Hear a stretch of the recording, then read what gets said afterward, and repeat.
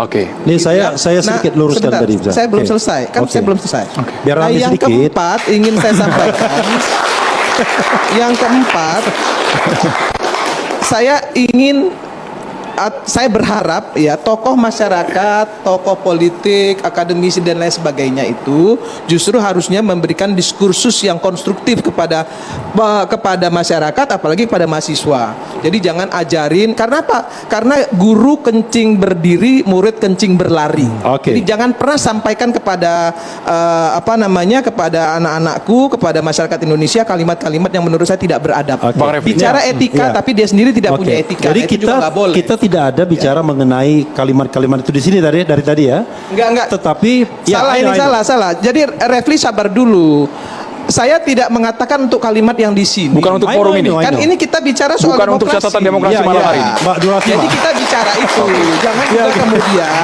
Jangan juga kemudian belum apa-apa sudah merasa kok saya menyindir siapa. Enggak gitu juga kali ya. Jadi kita ini saling mengingatkan lah satu sama lain. Rocky Gerung. Apalagi Refli ini kan saya tahu persis. juga Bang Hamid termention juga namanya. Jadi gini. Refli ini sebentar. Refli ini adalah pakar hukum tata negara. Oh iya, makanya karena saya pakar hukum tata negara. Jadi harus juga saya akan perbaiki cara ngomong Mbak Irma tadi, ya kan? Boleh lah biar rame sedikit. Gini, kalau kita bicara teori harus hati-hati. Demokrasi itu padanannya nomokrasi. Demokrasi itu kedaulatan rakyat, nomokrasi itu rule of law, negara hukum. Jadi itu adalah two side in one coin. Dua sisi dari mata uang yang sama. Makanya Indonesia disebut sebagai constitutional demokrasi. Jadi demokrasi yang berlandaskan hukum atau konstitusi. Jadi kalau kita bicara tentang demokrasi, itu bukan berarti demokrasi membutuhkan hukum saja. Demokrasi kedaulatan rakyat, hukum adalah nomokrasi. Jadi kalau konsep-konsep seperti itu saya kira kita sudah selesai dengan itu. Yang jadi masalah adalah kan konsep aplikasinya. Ketika kita bicara tentang oposisi, di antara kita saja beda-beda loh cara berpikirnya. Oposisi itu apa?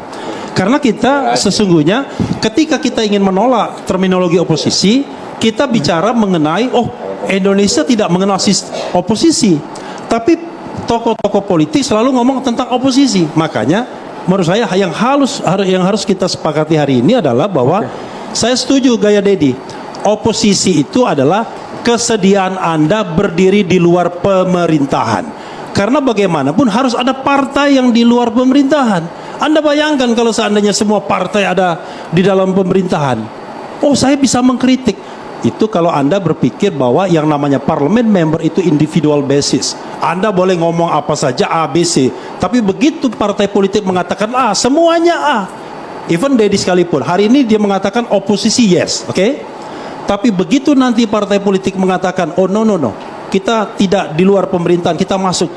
Selesai dia. Tapi itu belum putus Bang. Belum putus sampai 24 Mei ya Bang Dedi. Saya ingin mengatakan bahwa di kita itu ada paradoks. Di satu sisi sistem pemerintahan presidensil, tetapi di sisi lain tidak individual basis. Saya ingin mengatakan Prabowo boleh ngambil semua partai politik dalam pemerintahannya, tapi jangan berasumsi bahwa dia membeli semua partai politik. Harusnya semua anggota DPR itu adalah dalam tanda kutip oposisi terhadap pemerintahan. Tentu oposisi yang loyal dan konstruktif. Jadi kalau misalnya Anda mengatakan bahwa program itu jelek, Anda katakan jelek. Kalau bagus, Anda katakan bagus. Sama seperti saya. Saya akan mengatakan Prabowo bagus in some term, tetapi saya mengatakan tidak bagus. Nah, jangan sampai ketika kita tidak bagus itulah kemudian timbul masalah-masalah hukum diadukan. Maka demokrasi tidak akan berjalan ketika teror kemudian diutamakan. Itu yang ingin saya katakan. Bang Habibur Rahman, bukan berarti kalau semuanya bergabung bisa dibeli suaranya oleh Kalau saya sih sebenarnya datang ke sini pengen lebih banyak mendengar daripada berbicara. Jadi kalau teman-teman pengen bicara lebih banyak dari saya nggak ada masalah. Tapi kalau saya diminta ngomong, saya ngomong. Jadi saya sepakat.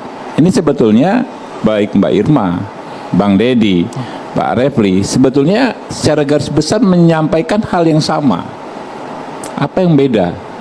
Apalagi yang Pak Refli barusan kan sampaikan kan, oposisi itu ya parlemen yang melakukan, mengimplementasikan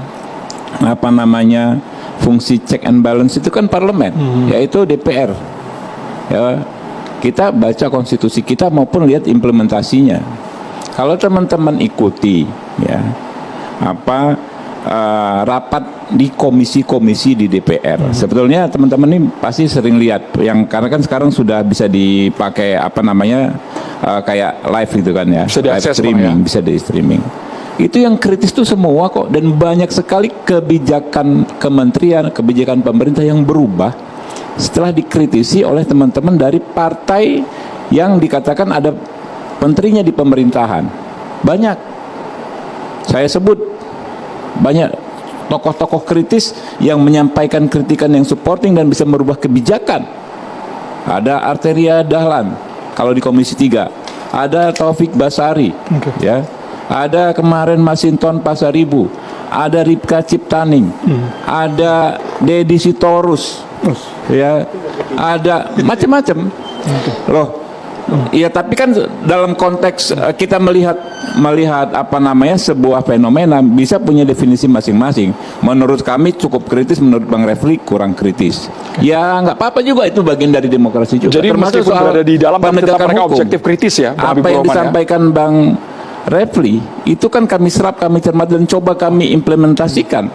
Coba ya cek Pak Refli Harun ketika ada pelarangan mobilisasi massa yang Pak Gatot Nurmantio yang di Surabaya itu kami ya, kalau nggak salah ya, kami ya, ada Pak Amin Rais segala macam. Siap ya, ya kita mempersoalkan dalam raker dengan Kapolri kok, kita persoalkan kok ya. Kami waktu itu sudah di pemerintahan gitu kan, dan pada akhirnya ada semacam perbaikan dalam handling kasus-kasus tersebut, setahu saya ya. Jadi ya tentu nggak akan semua bisa memuaskan ya. Ya, tapi kan juga ya, itu di pasti. Surabaya terjadi, di Taman Makam Pahlawan Kalibata terjadi lagi hal yang sama kan? Iya betul Pak, itu dia Pak Refli. Kami terus meminta masukan dari tokoh-tokoh seperti Pak Refli Harun ini, gitu kan ya. Tentu nggak akan 100% memuaskan Pak Refli Harun kan? Ya nggak akan pernah mungkin ya. Baik, Bang Habibur Tapi Rahman. kami Kita juga tunggu bersama coba Bang Habibur maksimalkan peran kami ya, kami yang di DPR ini maksimalkan sebagai yang disampaikan oleh Pak Refli Fungsi tadi cek dan recheck sebagai oposisi sama halnya seperti terhadap sikap PDI pemerintahan. Perjuangan nanti. Gitu. Kita tunggu bersama Bang Deddy Sitorus, tapi kita harus jeda hanya di saat Demokrasi Indonesia.